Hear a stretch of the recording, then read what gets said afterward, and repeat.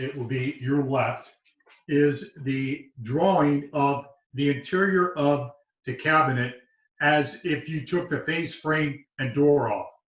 So we're going to focus on a couple of different types of joints. We have a through dado here for the shelf that joins the two sides. And then on the top and bottom piece here, we're going to actually have a stopped dado because the top and bottom piece are actually wider than what the side pieces are. And then the drawing on your right is what the front of the cabinet will look like when we're completed. We're going to have the, these would be the side rails. This would be the top and the bottom.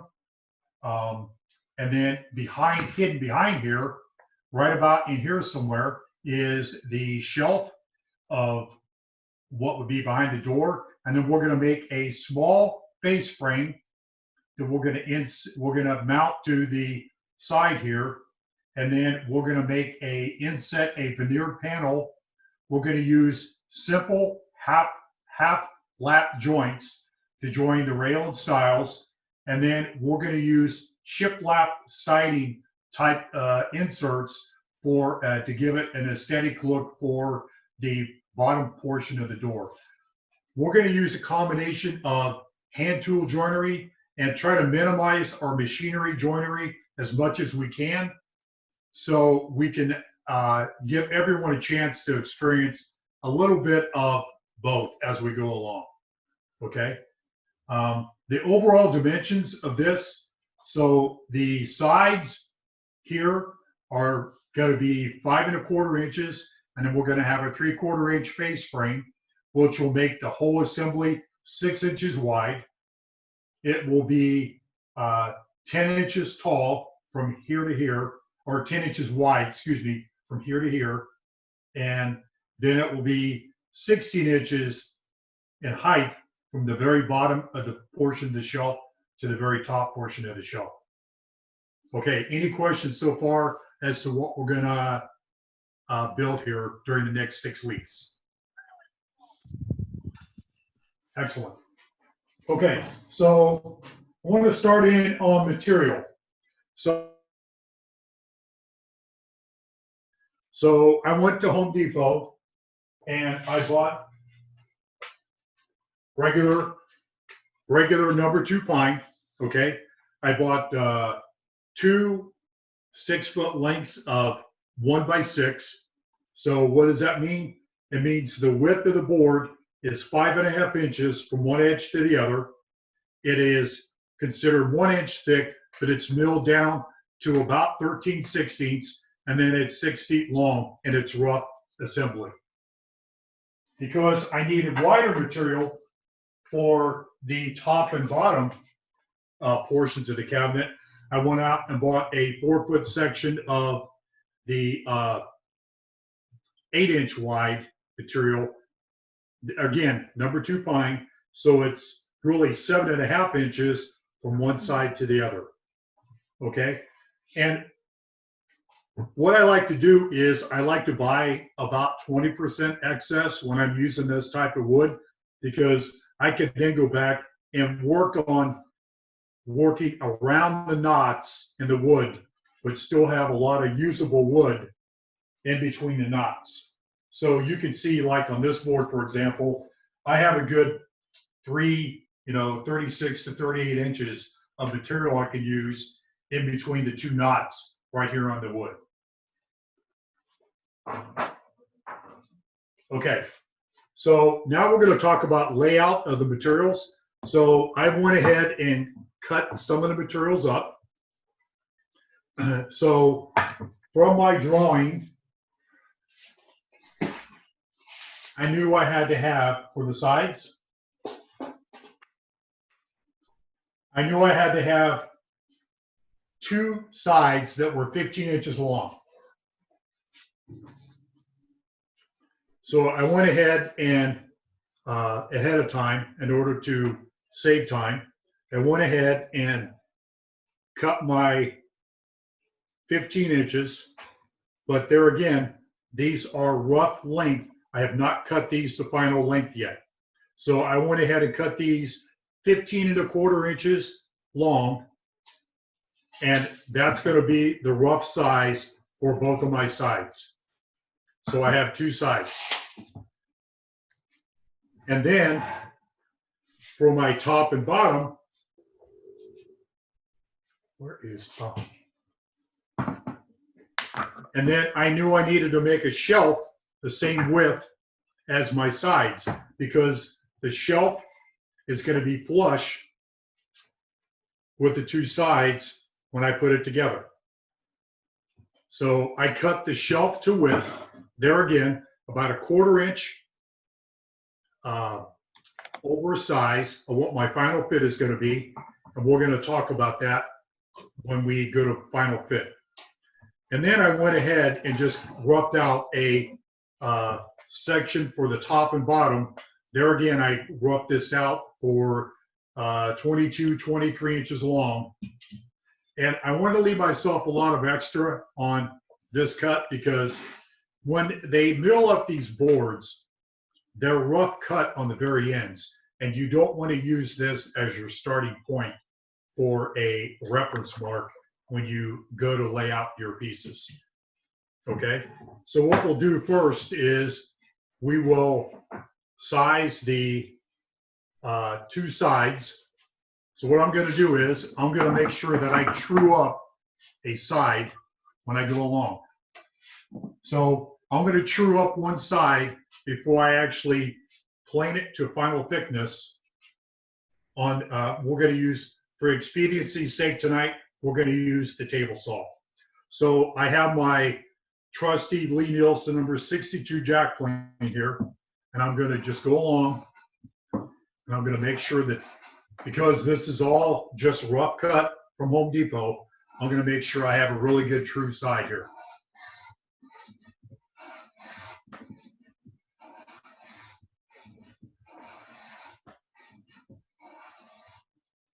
Okay. You can see I'm just getting real fine shadings. I'm not looking to take a lot of meat off, but what I am getting is a nice smooth reference mark for the sides. And to check for accuracy, I can always take my square. That's why I wear these aprons, lots of pockets. I could take my square and I could see that there's no light in between there. So I know I have a good reference mark to go along here. So to make sure that I don't reverse the board, I'll put a little check mark on the surface that I just roughed, smoothed out. Okay, so I'm going to do the same thing for the other board. Okay, and you can see here that one side of the board is actually torn out by the banding and chipping. So I'm going to cut that away. So I'm going to go on the other side where I can have a good surface to true up my face before I rip it to final width. Again, getting a nice easy stroke on my plane. I'm keeping a flat surface on my plane to make sure I don't angle it to the side.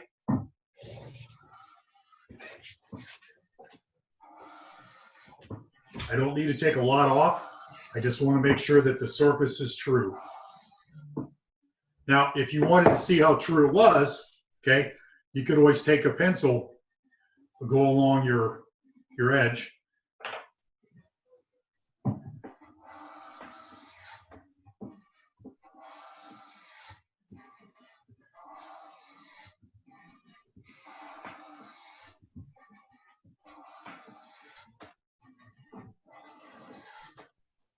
This is taking really thin shadings. So I want to go a little more aggressive. Go to about a 16th or 1/8 of a turn on my plane iron. And just by doing that a little bit,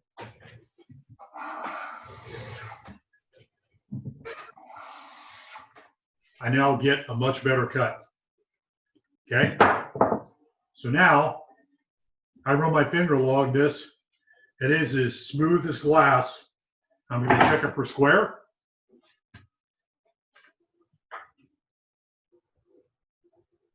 And I can look through there and not see any light. Take it more than one position on the board to make sure that you don't have any gaps or twists in the board. So now I'm going to mark this as the side that I planed. And because the shelf needs to be the same width, I'm going to do the same thing on the shelf.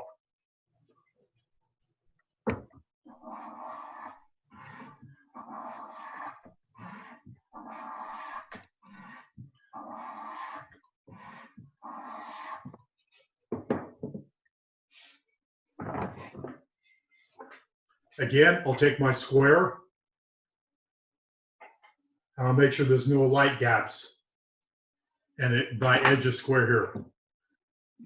So now I have a good reference to put up against my fence for when I go. And now I'm going to jump over to the table saw and I'm going to measure my final width of these of 5 1/4. They're a little less than 5 1/2 now, so it's not going to take a whole lot to go ahead and trim these off. I'm going to go just a little bit over 1 1/4. That way I could come back with the plane and I could true it up both edges before we go to think about putting these together. So I'll go over to the table saw. Oh, I forgot to show you. Everybody's kind of showing what they make in their time off. So I got bored in trying to find my measuring tools. So I went ahead and made a little stand to hold all my measuring tools so I wouldn't be tracking them all over the shop anymore.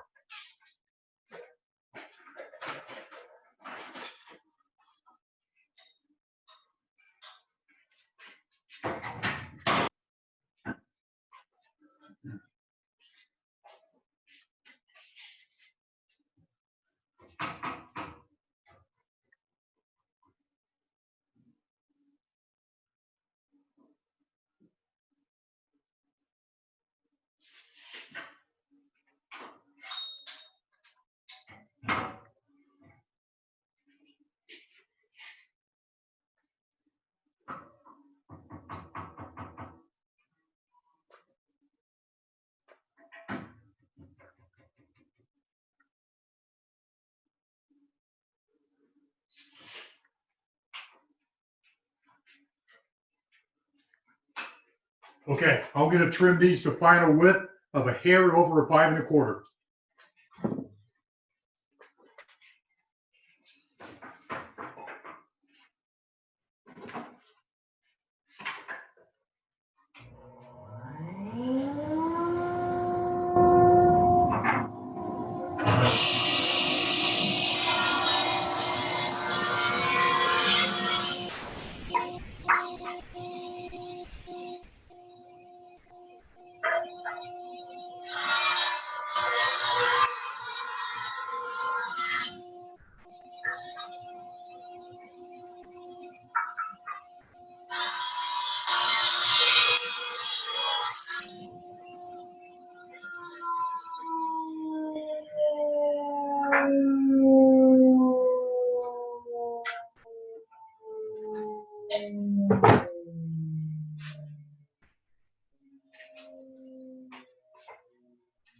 Go back and check my measurement.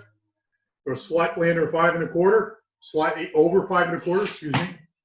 So I'm going to go back and take the edge that doesn't have the mark already planed and just go back and do a quick truing up of the side. So here's my shelf.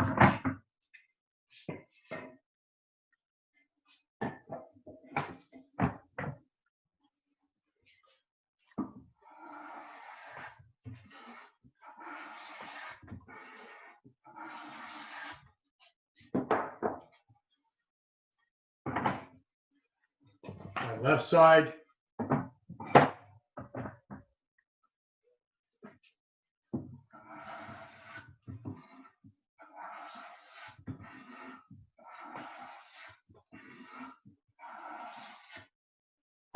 And my right side.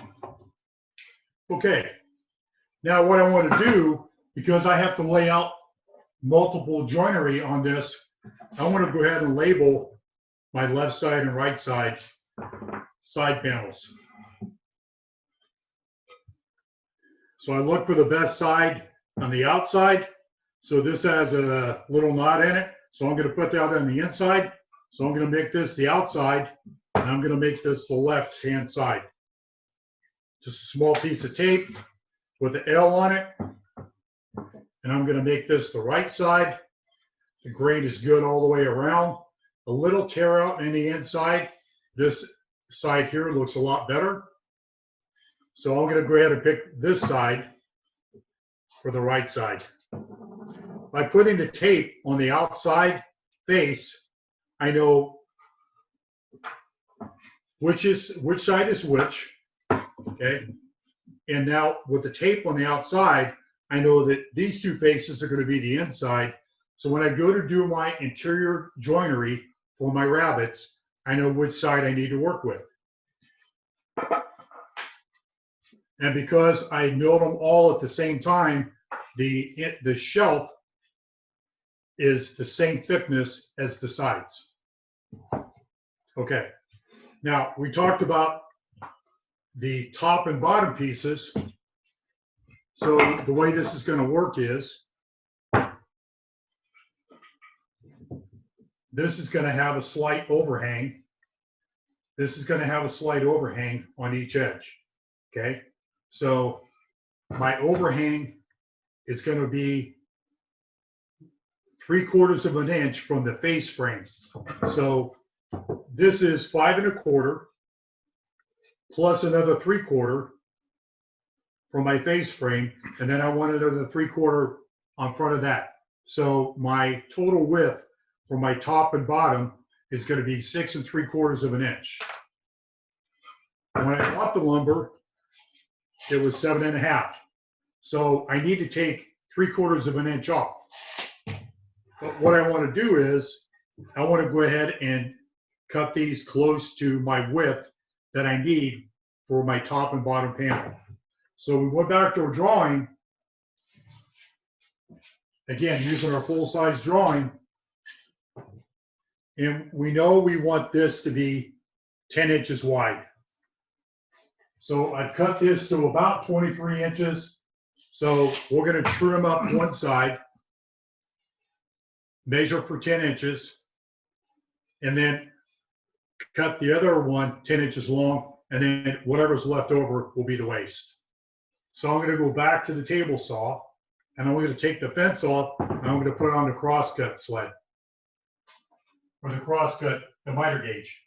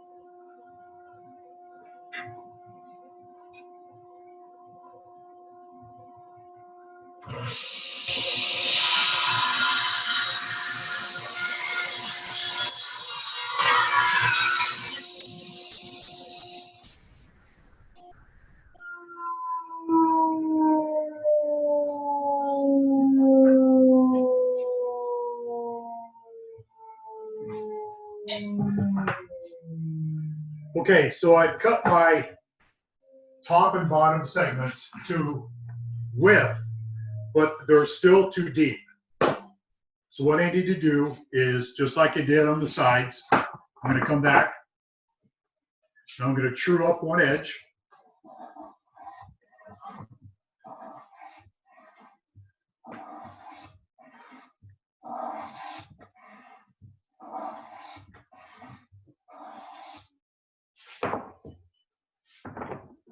Hey, Doug, Yes. it's Alex.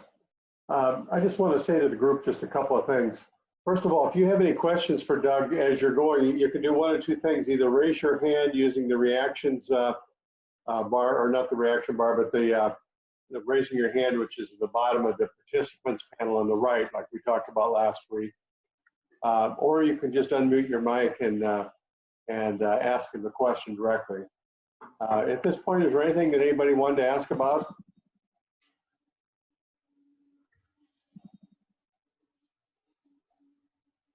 Okay, I guess not, Doug.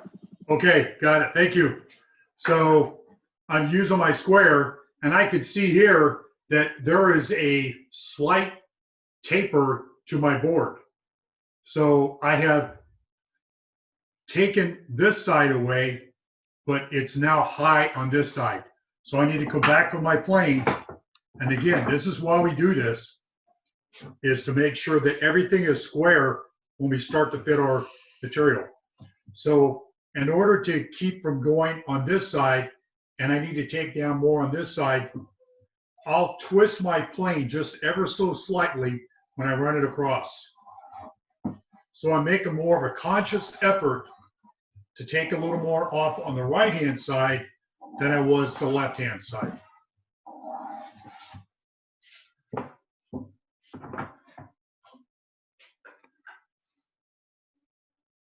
Okay. I'm close, but not there yet. Maybe another couple of strokes across, and we'll be there.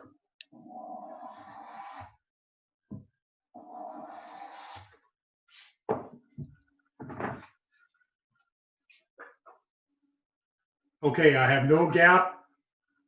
I have no gap now. So now I know that this is the edge that I'm going to put up against the fence when I cut them to width.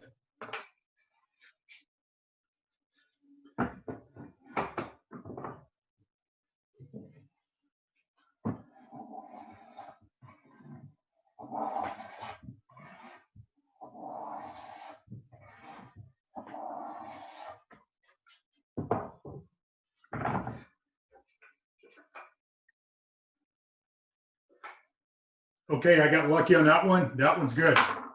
So now, like I said, I have 5 1/4 for my sides. I have 3/4 of an inch for my face frame, and I want to add 3/4 of an inch as a overhang from the face frame all the way around. So I'm going to cut these to 6 3/4 width, from 7 1/2 to 6 3/4. So I'm going to run over to the table so I'll do that real quick.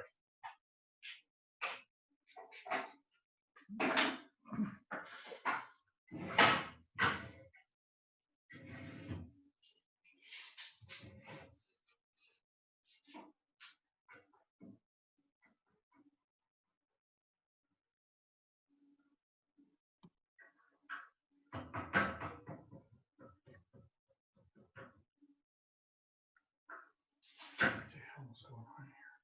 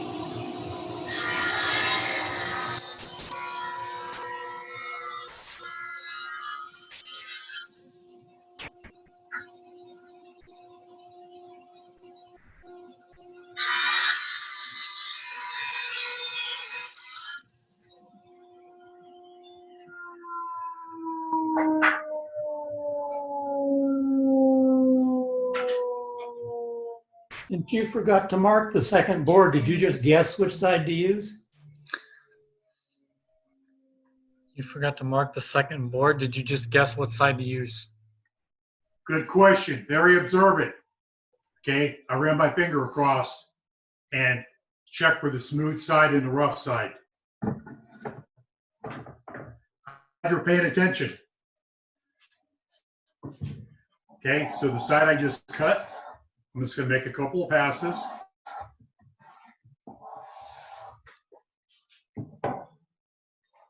Okay. Check to make sure I'm still square. Okay, I'm good.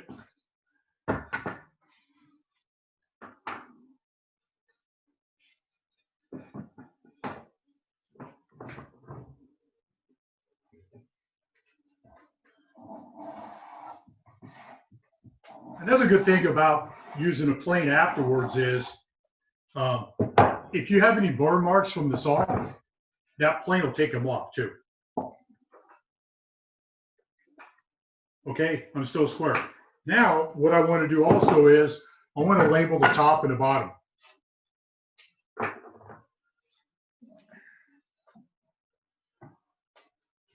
So I'm going to put a T on here for the top.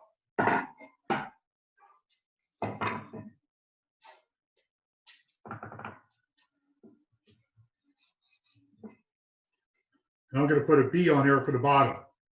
Now the bottom, where the tape is, that's going to face down. Okay, that's going to be the bottom of my project. Any questions so far? Okay, so now we have the 5 primary pieces for our case, the 2 sides, the shelf, and the top and bottom. So what we're going to do now is we're going to actually measure for the sides to make sure that they are the same length and that they're square. We're going to cut those to final length. So I said we needed 15, and the ones that I have now are 15 and 5/16. So I'm going to go ahead and measure off 15-inch.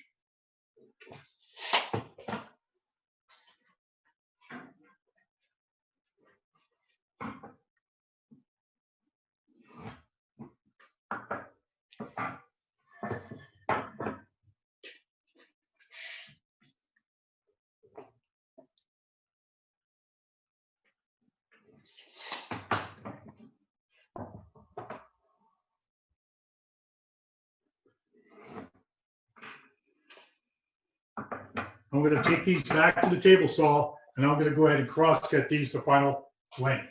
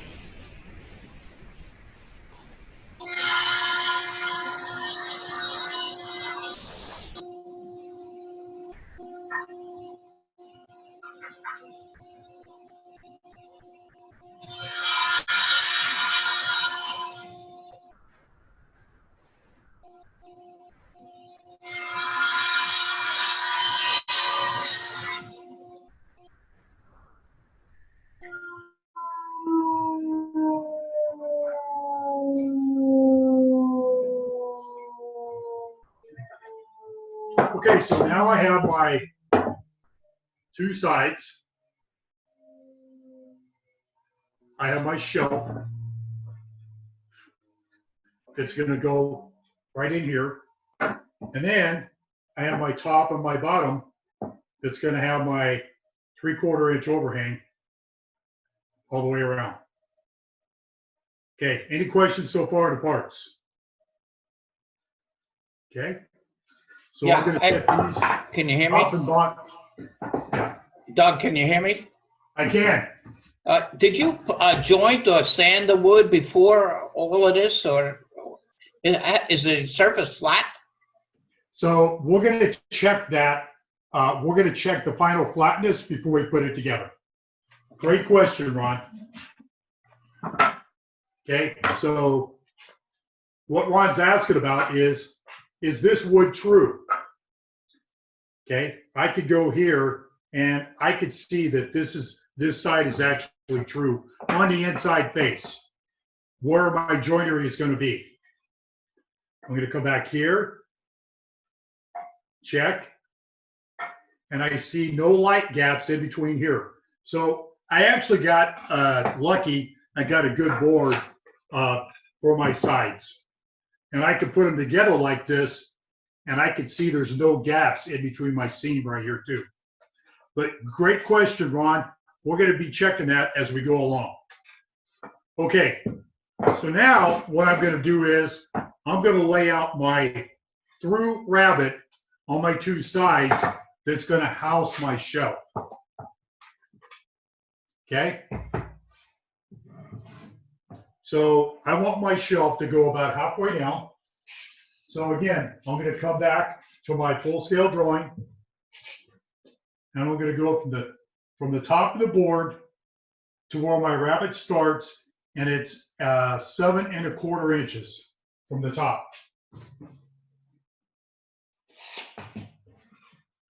So I know this is my right side. I start from the top, and I come down, 7 1/4 inches.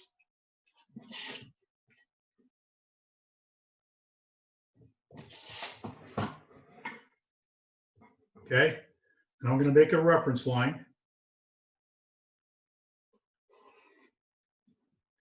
I'm going to do the same thing to my left side. Start from the top, come down 7 1/4 inches.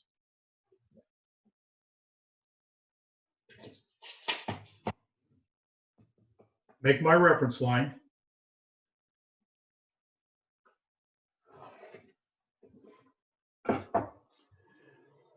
Now I'm going to shift over to hand tools because we're going to do the through rabbet with hand tools. Okay. I did not. Adrian, hand me that small cutoff right there. Small cutoff right there. Yep. Got it. Okay. So when I use the marking knife, I like to use a straight edge to give myself a good reference point. So I'm going to line this up with my reference line that I made, and I'm going to take my marking knife and I'm going to score the fibers of the wood as I go across.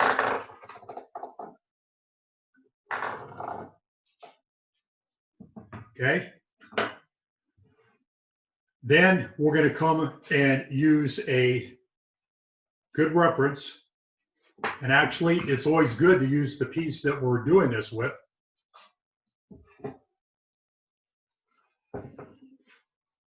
And yep. So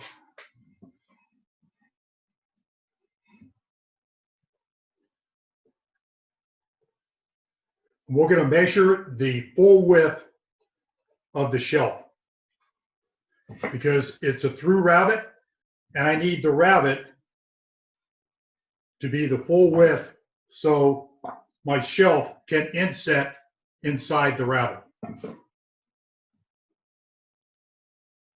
Okay. So I actually need to make a reference mark on both sides so I can see the top and the bottom of the rabbet.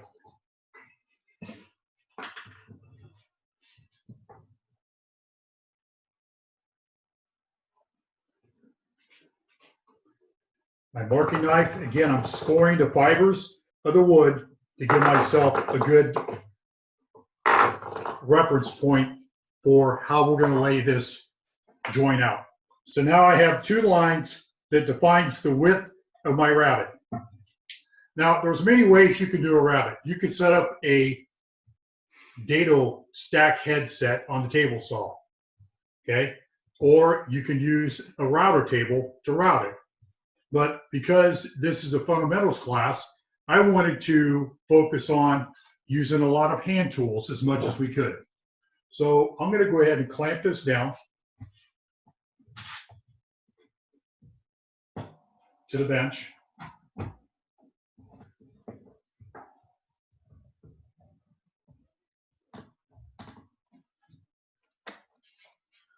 So using hand tools, we could do it a couple of different ways. Okay, we could come in with our chisel.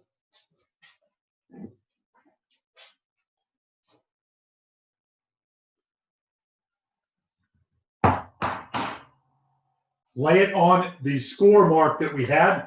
So I have a 1-inch wide chisel that I'm laying inside the score mark, and I'm better defining the edges of the wall of the routing.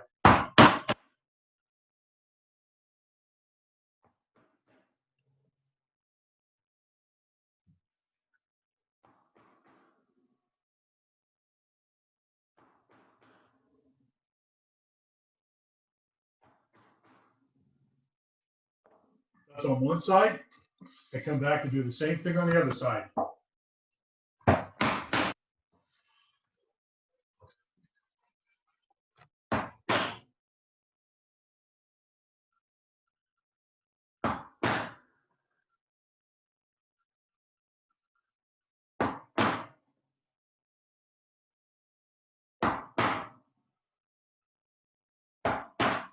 I have now established the boundaries for the route. Hey, So Doug. again, there's a couple of different ways. Doug, Yes. a question. I don't know that you showed the audience the shape of the chisel and how the way you oriented it was really kind of important for the straight line that you got. Okay, great point. Thank you, Travis. So this is a standard bevel chisel. So it has a flat back and a 25-degree bevel from the back coming to the front of the chisel. So what I used was I used the flat back as a reference, and I went ahead and placed the flat back on the outside of my rabbet.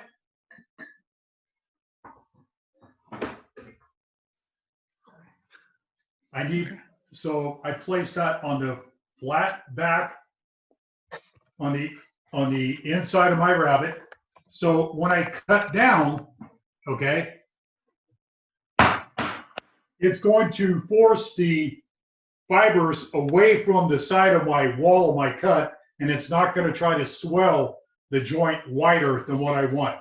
By having a flat back go straight down, I'm actually compressing the joint to the inside. Does that answer your question? Yeah, and it makes for a really clean edge on the side that you want, that clean perpendicular edge, right? It does. It Yep. does. So there's like, again, just like anything else in woodworking, there's a half a dozen ways you can do anything. You could come in and start scoring the inside.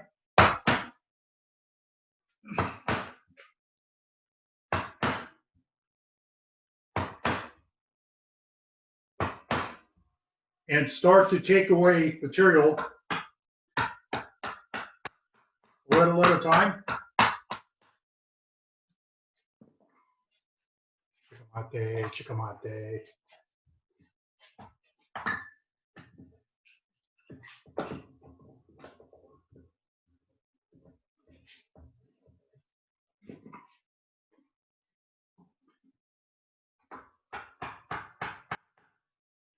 So I could remove the inside of the rabbet like this. Okay. One of the other cool tools that I like to use, hang on, I forgot to bring this out here.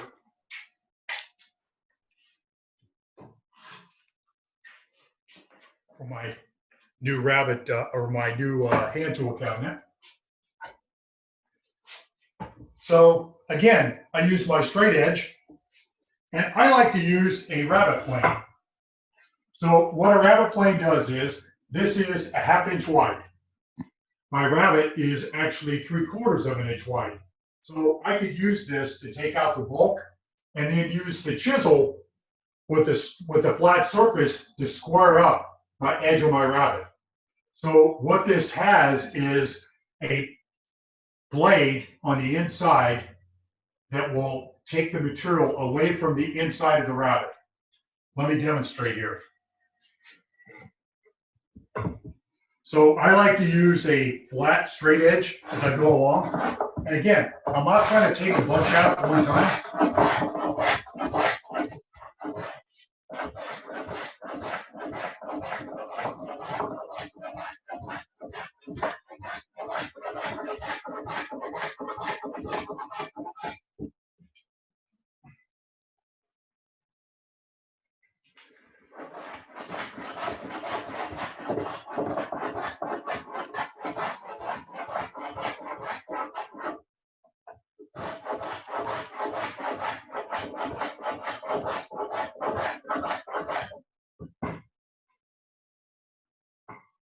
Hey, Doug, Yes.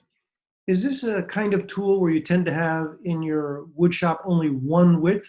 Or is this the kind of tool where you tend to own multiple widths for different size cuts? So this is typically just one width. The rabbet plane. So they sell them in different sizes, but typically they're all the same width. Some are just larger than the others. Thanks. We do have these available at the shop, and we do have 2 sizes there. So Dallas, one of them, the one he's using right now is a 1/2 inch. What's the other size we have at the shop? We have one at the shop that's probably, that's just a little smaller than that, isn't it, Doug? I'm sorry? We've got 2 at the shop. The small one is, the one you got here is a 1/2 inch. Yes. We've got one that's a little smaller than that at the shop too, don't we? Yep, we sure do. On the wall. Okay, cool. Okay. I'm going to try to get a close up of this as much as we can. So you can see here that this surface is no longer, parallel with this. So I'm actually starting to remove the material from this, and I want to take this down to 3/8 of an inch in depth down here. So that's about what I want my finished joint to look like right there. So I'm going to go back and use this a little more, and then we're going to shift to another tool that's pretty cool to do, that does a lot of the same thing. So 3/8 of an inch of using that plane is about what, 2 hours of work? No, it's not as hard as setting up the laser, but Okay. Touche. but it's what I like about it is I could come out to my garage and do this all night long, and my neighbors have no idea what I'm doing. They truly don't. It's relaxing. It's therapy. I am one with the wood, and it's just truly rewarding to use good hand tools to get what you want done.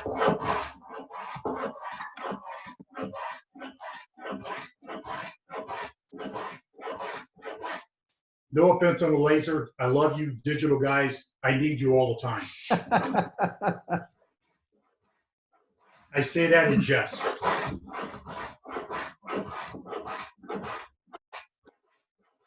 Especially when you're making my 700 Christmas ornaments. We're working on it. I have a quick question. Doug, you've got a question. Yes. It looks like on the back side of the board, some of the wood had broken out. Is there a way to avoid that in case that's a finished edge that you would see? That's a great point. Okay. So part of the reason why it's breaking out is because I used the chisel to go ahead and try to remove some of this material to show you one way to go ahead and do this. Okay. Another way is to put a backer board. So I could take a piece of scrap. Excuse me for a second here. I could take a piece of scrap and put it on the back side. And just like we were using a router, I could take this and come across all the way through. If I had a backer piece, I prevent the tear out of the wood. Another way to do it, show you real quick.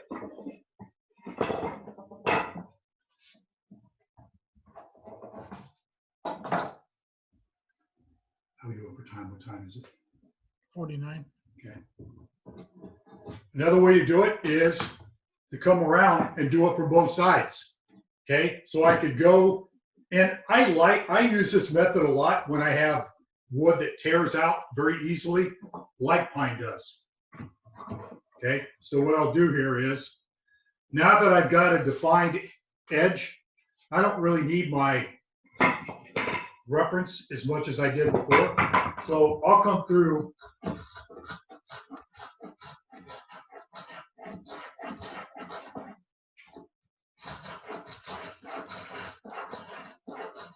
Now you can see when I come from the other way, and I don't have any tear out on the back side.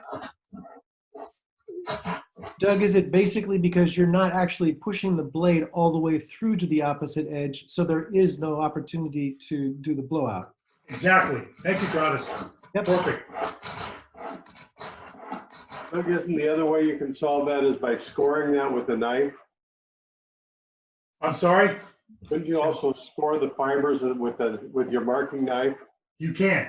Okay. So you can come back, or I think what you could also do is come back with your chisel, and you could go down.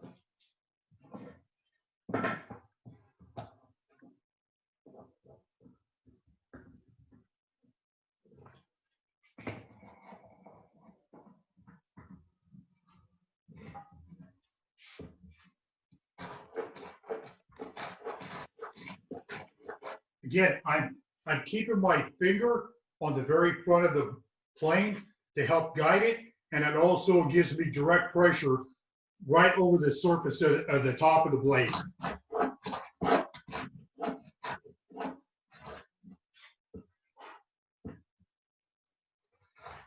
Hey, Doug, Yes, it looks like it's a lot more effort to go cross grain than it is along grain when you're doing the other planing. Is that? absolutely. Especially in pine, you know, it's this is a very inexpensive wood to build projects like this with. But when you're going cross grain like this, you're right, Jerry, it tears out very easily. It's not Very just the easily. tear out, it's the extra effort required, eh? Yeah, it is. With Is it just pine? Is it just pine? yeah, it's just because it's pine. Now, if I was in mahogany or cherry, I wouldn't have near as much trouble on this as I would pine. Okay, so I'm going to bring this up close again, and you can see we're taking this down, and we have a very definitive line as we go across here. We're going to use one more tool tonight that's going to help us in our gravity. But with this tool, what's nice about this tool is it makes sure that we have an even depth all the way across when we go and take our rabbet. So this is called a router plane, and I have a 1/2 inch wide bit here. And with the rabbet plane, or with the router plane, you can adjust the depth. So I can take my lock off, and I can take this up and down and vary my depth for whatever depth of cut that I want. Everybody see that? Yeah. Okay. So I'm gonna go back here, and I'm going to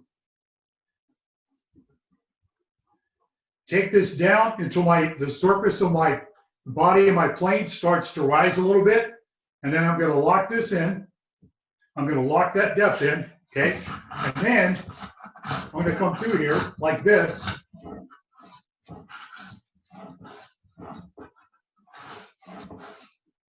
I'm gonna come back this way.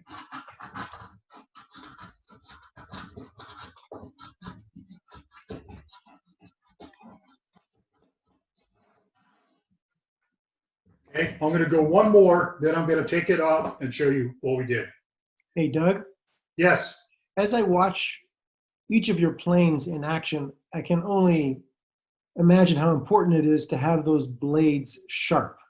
very much so. So it's always a good practice before you start your project to go ahead and take the hand tools out that you're gonna use, sharpen them before you start your project. Hey, So, Doug, just a small plug. Paul Duffield is going to be doing a session on sharpening the plane blades on Saturday morning through a session somewhat like this, but his focus will be sharpening.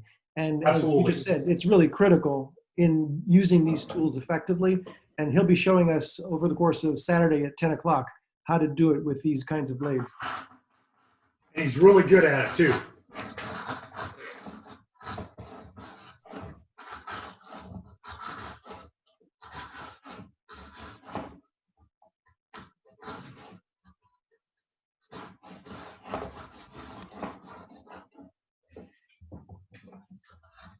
So again, I'm just pressing down on the surface of the plane body, and because I've adjusted my depth, I'm able to come up along the edge that I defined for the rabbet, and I have an even depth all the way across.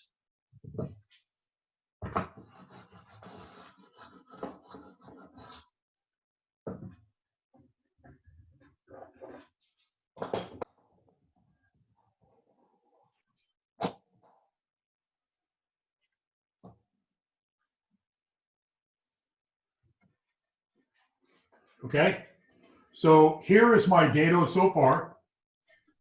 I've measured it. It's about 3/32 of an inch deep, but I need to go to 3/8. So when I get done, I want this shelf to fit inside just like this. Okay?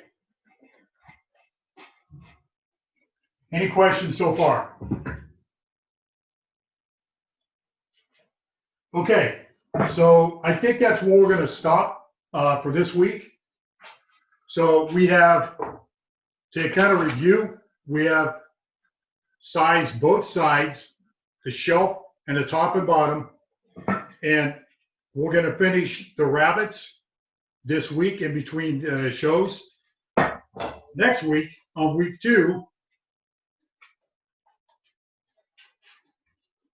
we are going to rabbet both sides for the back. So because we know this is the right side, this is going to be the back, and we're going to put a 3/8 inch rabbet with the grain as we go along. That's going to be a lot easier when we go with the grain. Same tools, just with the grain instead of cross grain. Okay?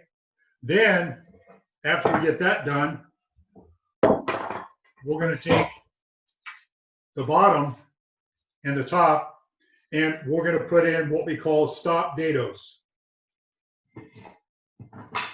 So a stop dado is, we're going to come in like this, and we're going to stop the dado at some point and then come back like this. So from this point to this point is going to be the width. So from this point to this point is going to be the width of my side. And that will leave me room for my face frame and then the overhang, which we're going to put a contour on with a spoke shape. And then if we have time after that, we're going to start roughing out the parts for the face frame.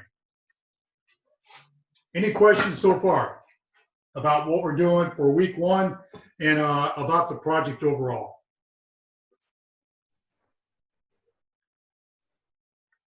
Can you just remind us the tools we used today? There was the jack plane, there was the chisel, there was Low angle jack plane, 1-inch bevel chisel, router plane, or the 3 primary tools that we use today. Oh, I'm sorry, and the rabbet plane. right. So these tools, depends on what quality of tool you get. I will make a plug for Lee Nielsen. They have quality tools. This plane I've had for 7 years. I've never had to touch it other than sharpen it, you know, once a month when I use it extensively. But these are quality tools. This, for example, is about $145, but it'll last you a lifetime. The router plane, Lee Nielsen doesn't carry these as well as what Veritas carries. Veritas carries these, and they have 8 different widths of blades. I have one from 3/32 of an inch up to 3/4 of an inch. So you can vary the blade width on these router planes. I'm partial to the Narex chisel set. Again, you can get them from Lee Valley. You can get a set of 8 from 1/8 inch all the way up to 1 1/4 inch, I believe, or 1 inch. A set of 8 for less than $100. A really good bargain. And then my favorite plane, if I'm not using my block plane, I'm using this low angle jack plane. And this is about $225, $230 at Lee Nielsen. Questions? Okay, thank you much, folks. I will see you next Wednesday at 7 o'clock, and we'll continue on with the case. And with any luck, we'll be able to be dry fitting the case next week and checking for fit to make sure it's all well before we glue up the case. All right. Thank you, That Doug. was great, Hey, Doug. Doug? Okay. Thank you. Great job. Thank you very much. Thank you. Hey, Doug? Yes. Got a question. Is TH&H closed? Frost closed? You had to go to Home Depot? TH&H is open. They have revised hours from 11 to 3.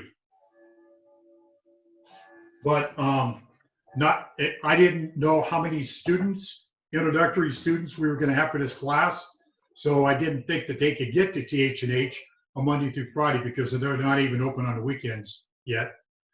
So I just used a ready reference of pine just for learning purposes for the cabinet. If I was going to make this as a gift for someone, I would use cherry or maybe even mahogany. But because we're kind of learning about this, we're going to have a milk paint finish on this when we're done. I chose to go ahead and use pine. That's great. Thank you again, Doug. Thanks. Thank you. Yes, thank you. Thank you. Good job. Doug. Okay, guys, we'll see you next week.